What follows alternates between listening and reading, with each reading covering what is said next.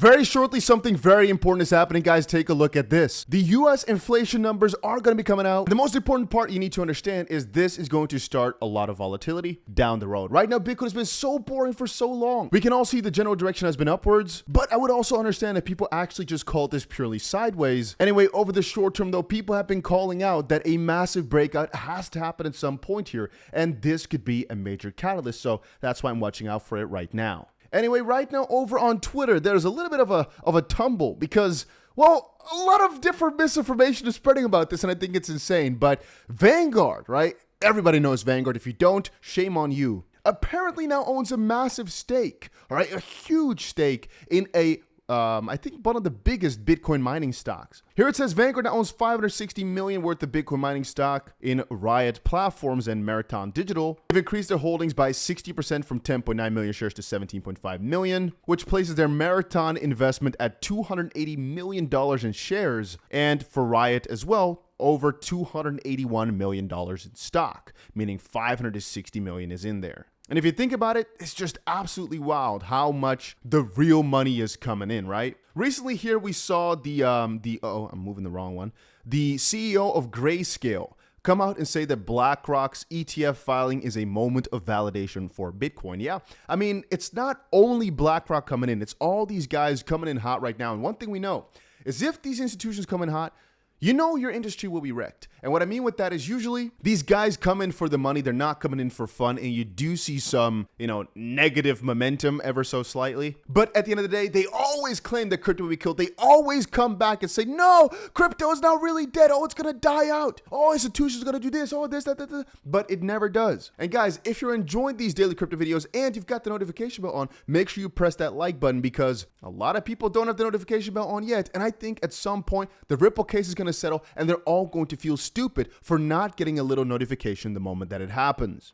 Anyway, to refer back to it, they've called out Bitcoin so many times saying it's going to die out. And sometimes people are right. We're going to be honest here. But very often they say this just before things are about to rip. And that's the thing about it. If somebody tells you they can accurately predict where Bitcoin is going to be in a couple weeks from now, I think they're lying to you. What they might know is the general trend over the next year or so, because it has followed the same path for the last decade and a bit.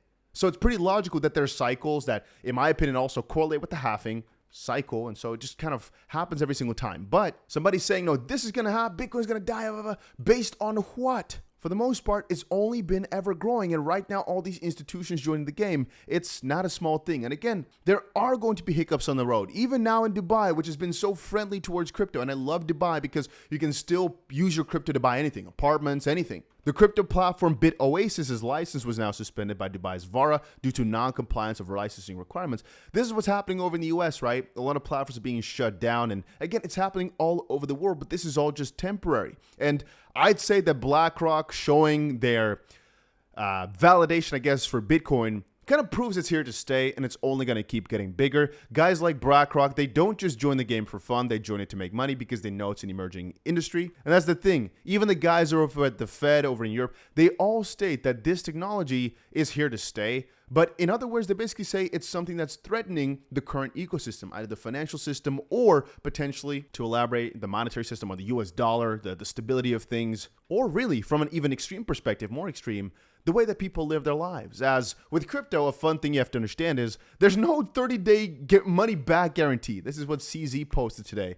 If you want to transact some crypto, you better make sure you're damn sure that person deserves to get the crypto, because ain't no way you're going to get it back the moment you send it. And I think everybody here, okay, maybe not everybody, but most people here have made that mistake at least once, where they either send a little bit too much, a little bit too little to the wrong address, or just something along those lines. I've actually never, I believe, sent money to the wrong address, but I have been scammed sometimes, But you live, you learn, and I don't mind. Now, you guys are not seeing it, but right here where my hand is supposed to be, there's an article title that is so ridiculously funny. I have to share it. So the Arkham CEO rebuts claims of snitch to earn program, says it's to find bad actors. This is a guy, Miguel Morel, that was going really trending over on social media because he was buying some crazy expensive sunglasses. I think 2,500 English pounds that it was for the sunglasses or something like that. But I believe their idea is an information exchange where basically doxing people will earn you money, which is like a snitch to earn type of concept. I thought it was hilarious, but I actually think there is some potential in that. I'm not going to lie to you. There are so many sleuths out there. If they get good money for snitching out people, they're going to be spending their whole days for the next couple of weeks to find out all the information about somebody. Do I think it's good for the ecosystem? Hell no. The government's already diving too deep into your ass. Now you want the other people to do that for money too? No. I'm not a big fan of that, but it is pretty funny. What's not so funny is I saw this. Binance to delist XRP leverage tokens amid SEC lawsuits. All of a sudden I saw this. And here's specifically what just came out today. Binance to delist and seize redemption of XRP up and XRP down leverage tokens by the 25th of July. Yeah, and this is, I believe, for the main Binance, right? It just seems to be Binance.com.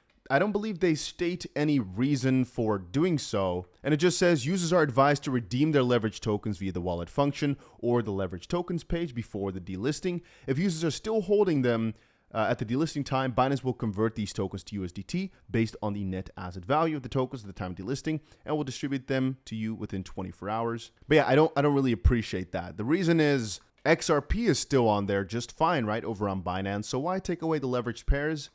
It seems so illogical that this were to be because of the SEC. It seems more that there's just no volume for that. The reason I loved it so much is because you basically get to leverage with a spot token, meaning you can't get liquidated, but you're able to basically buy 3 times as much XRP for the same price, right? So because we're basically expecting this to go up, and if it goes down for the short term, it doesn't really matter. Because we're expecting it to go up, if you just keep on buying the leverage token, and the same thing actually applies to, the reason I use Bybit so much for these leverage trades is because the more I add to my Bitcoin, XRP, Ethereum positions, right, the more money I keep putting in, the more money it's about to make me in a year or so. Right? And you might say, oh, but you have all these costs in the meantime. I don't care, because I've seen a lot of my friends open their positions in 2020 at $3,000, take it all the way up to $60,000, $69,000. And that turns like a couple $1,000s potentially into millions upon millions of dollars for just DCAing properly. And with XRP, Bitcoin, whatever, I'm doing the same, because you just get so much more value out of little money by leveraging it. A lot of you guys are saying, please don't use leverage, this, that.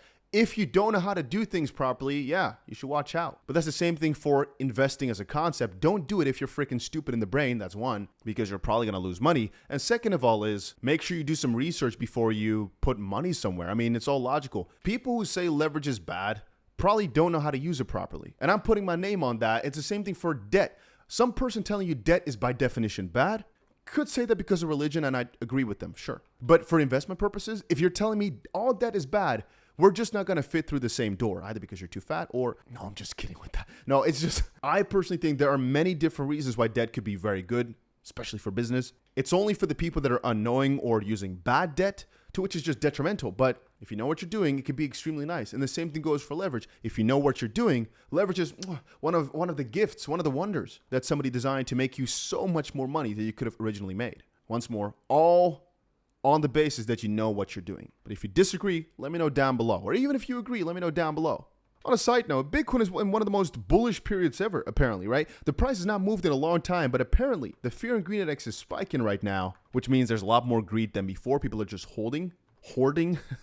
And talking about holding, there was an interesting discussion, right? It's too long to show here, but there's basically, Alex here, I'm proud of Christine asking the tough questions about Ethereum supply distribution and ICO last week at Consensus 2022. This is from a while back. I was there. No, I was not there, but DAI asked, what if the reason they can't disclose, because they don't, the ownership of Ethereum is because of CCP ownership? One thing that's been brought up a lot recently is the connections between Ethereum and China, the major investments into Ethereum and their connections with the SEC, and the lawsuit connections and the venture capital connections between China, the US, SEC, and Ethereum. It's like a little circle, a little triangle, a little square of just craziness.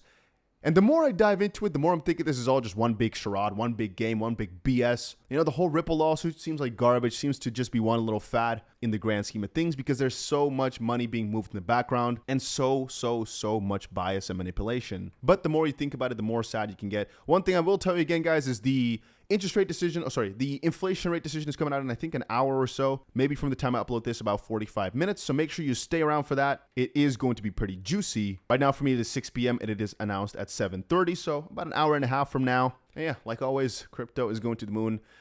The only question is exactly when. There's no if, in my opinion. That's why I'm buying every single day. I buy more and more crypto, more and more altcoins, because if you know what you're holding, I think almost anybody would do the same. But hey, that's just my opinion. And I'll see you guys again another one, but make sure you put the notification on, because what if something crazy happens? And even this video, for example, it's better if you see the video the moment that it comes out. So make sure you put that notification bell on.